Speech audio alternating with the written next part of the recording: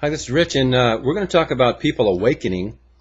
And people have been writing into me and telling me about their, they're waking up, and what they mean usually is they have the big realization of how things really are on planet Earth, what's really going on, coupled with new perceptions and new paranormal perceptions or experiences or phenomena occurring in their lives, things like that.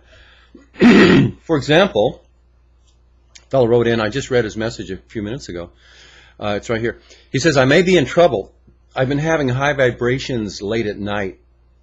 Like I wake up and my body is vibrating, and I feel like I can get out, but I keep seeing a reptoid. And it scares me, and I wake up. What should I do? Okay. So I'm going to go ahead and answer that, and we'll talk some more about this awakening stuff and what other people are experiencing.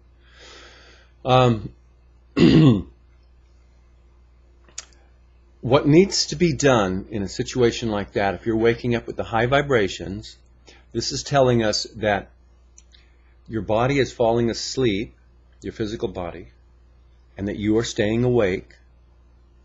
And this allows you to be awake and perceive your environment, but not through the body. So you will normally not perceive the physical plane or physical density, third density reality.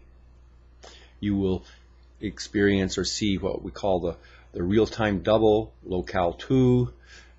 It can look like your physical bedroom, but it's a copy or the astral double of it, the etheric double, a real-time double, or something like that.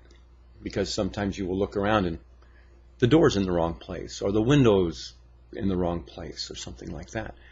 But it's very similar to the physical reality. But anyway, what you're doing is you're waking up and you're perceiving things. And what you happened to perceive was a reptoid. Now, the thing to know about the waking up thing, when the physical body's asleep, there are all kinds of entities and inhabitants of the astral plane, or whatever plane you happen to wake up in. And the density and the vibration that you are aware of when you wake up, physical body's asleep, the vibrations are buzzing or they've just dissipated. When something like that happens, the environment you're in, it depends on your own spiritual vibration and focus, an emotional condition, and your mental condition or focus. So all these play a part in, why am I seeing this? So anyway, here you are and you're seeing this reptoid. Now, others have written into me and they're seeing reptilians and reptoids and lizard people and all this, and they're also, people are seeing other things. And it doesn't mean they're evil or bad, just because they have that look. You still get to discern or determine their persuasion. Are they good, they bad, or in between, or from your perspective. What's their agenda? So you can't tell just by looking at them. You can sort of start telling by getting a feel of them when they're looking at you, but not always, because sometimes we can be afraid of a benign entity over there, and the fear just triggers. It's the fear of the unknown. It's a lot of, can get complicated on why you're feeling the fear and why it's triggering.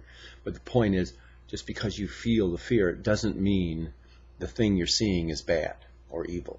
Okay, so when you see a reptoid thing, the best thing to do is stay composed as best you can, stay as calm as you can. I choke.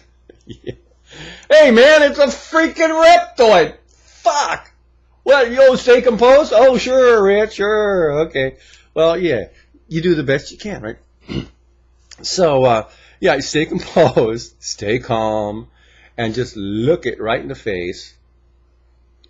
And you can, who are you? You can ask it names. Who are you? What's your name? Now, asking a name doesn't really work over there, because even we don't even have names, carry names over there a lot of times once we get beyond here long enough and far enough. So it's like, what are your intentions? why are you here? Stuff like that.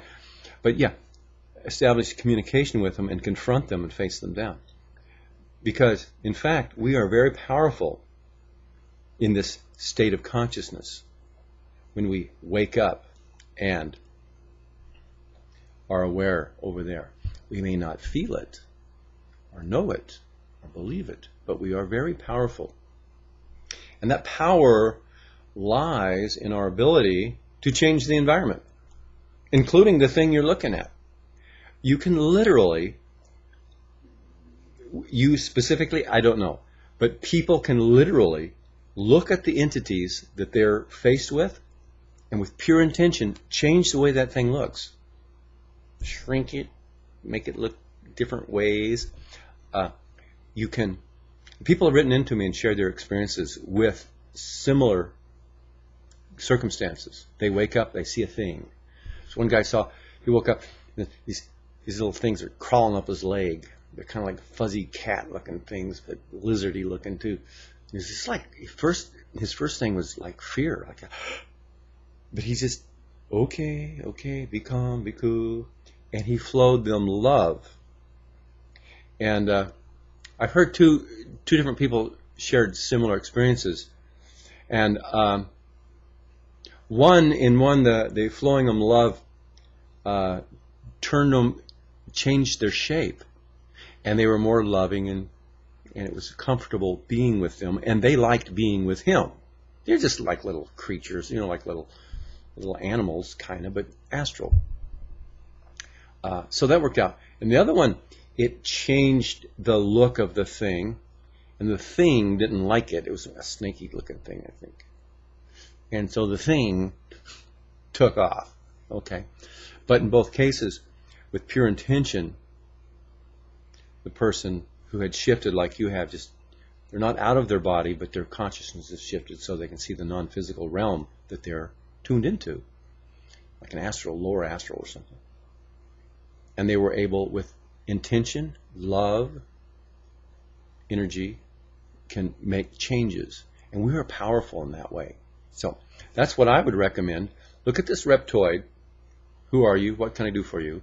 Flow them love. It never hurts. You can't flow if you flow a good being love, they're going to love it and probably flow it back. If you flow a negative being love, it's only going to change them for the better, which also benefits you, or it's going to irritate them and they're going to leave. Okay, so it's always good if you can do that. It's not always appropriate. It doesn't always come to mind, and sometimes it feels like you'd rather imagine a gun and blow their head off. And people have written into me, and they've done that too. They imagine some super weapon, and they start shooting at these creatures that are not just out of spite, but they're being attacked or being messed with by these entities. And we are able, with our great power of imagination, which is, in fact, our great power to create in non-physical densities. We're awesome creators when we're over there. We're awesome creators here too, but we don't realize it. We're doing it on automatic. But yeah, so this is some things you can do. The thing about reptoids, I know she didn't say reptilian, which sort of is it's a common phrase for the particular kinds of reptilian types that we are familiar with. New World Order sort of reptilian connection, but or lizards, or draconians, or all that. But a lot of the extraterrestrials live and are multidimensional in ability, and they can shift. Not all. I'm not saying all. I don't know which ones can and which ones can't specifically, but many different ETs are able to shift from one density or reality to another. I'm thinking with mechanical assistance, with devices, whereas people like you and I, we can do it with willpower and a conscious shift of attention and focus when our physical bodies go to sleep. So we have these kinds of abilities that they don't have. So they use their hardware and their gear, and they mess with us all the time because we don't know how much power we have. And they control us through our belief systems and try to control our minds and our thoughts and how we feel. And if you control a person's thoughts, you can control their emotions, because our thoughts trigger emotions. So if they can scare you, they can control you. Okay, they can get you to run or stay in the physical world. Even if you wake up in the non-physical, you'll want to run back to the physical because they scared you, and they love that, and we get controlled, and we stay uninformed, unaware, and unable to move on beyond the physical realm if we buy into that fear and those beliefs. But in fact, if we can just confront them, face them off, get in communication with them, that's the way to go. And the people who have done that have done much better dealing with these entities than those who have not. Okay, so that's what you can do. So yeah, back to some other people who have written in and shared things. One individual is, they walk by a graveyard. Every now and then we do walk by graveyards, and he was starting to see things in the graveyard. Beings, people who had dropped dead and they're still hanging around the graveyard. Another guy, he's starting to get deja vu, and like his whole day is deja vu. It's like he says he's experienced the awakening, and like he's getting it, but also what's awakening is his third eye chakra opening wide, crown chakra, greater consciousness, and he's experiencing like an alternate reality, or he's experiencing time as if he's living his day, and he goes, I remember this, I remember everything before it happens. And he was asking me, did I think it was an out-of-body experience into a parallel reality? And is he still in an ubi? Or what?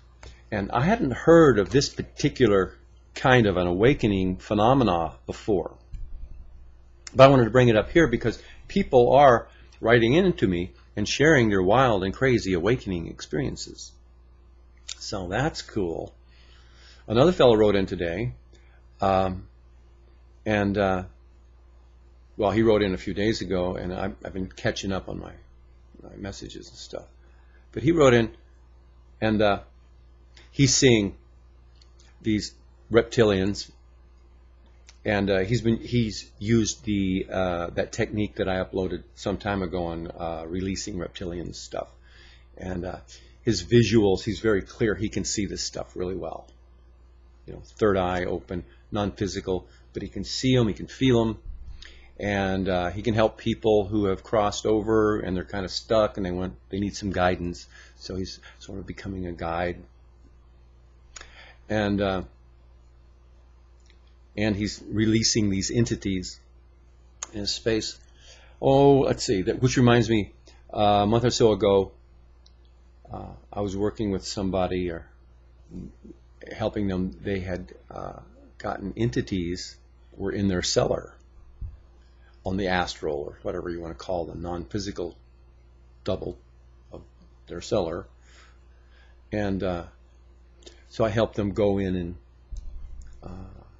confront these things. And when you confront these things, they may not always want to just leave, and maybe they're not afraid of you. I'm not leaving. And they will try to bluff you and stuff. But we do have more power and more intention. And when we can find out what their intentions are, we can get rid of them.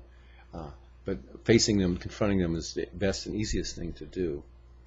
And so that's what you can do. Okay, so that's about it for now. And I'll be back in a little bit with more to share on something. Don't know what yet. Okay, all right. Hope this helps you guys that are having these ETs and this vibrational stuff. What do I do next? Okay, all right. Talk to you later. Bye-bye.